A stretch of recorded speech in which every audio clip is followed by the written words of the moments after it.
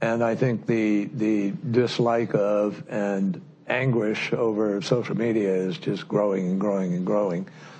And it's part of our problem, particularly in democracies, in terms of building consensus around any issue. It's really hard to govern today.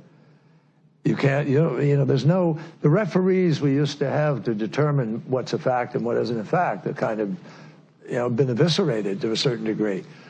And people go, and people self-select where they go for their news or for their information.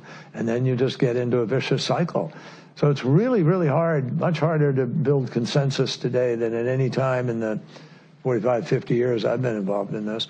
And there's a lot of discussion now about how you curb those entities in order to guarantee that you're going to have, some accountability on facts, et cetera.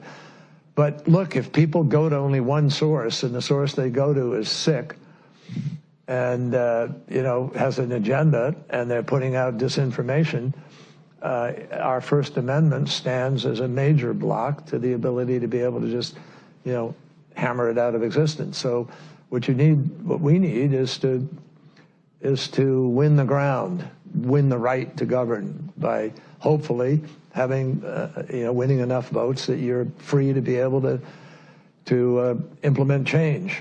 Now, obviously, there are some people in our country who are prepared to implement change in other ways, and so that's you're really questioning dangerous. really if democracy can survive unregulated social media. I think democracies are very challenged right now, and have not proven they can move fast enough or big enough to deal with the challenges that we are facing.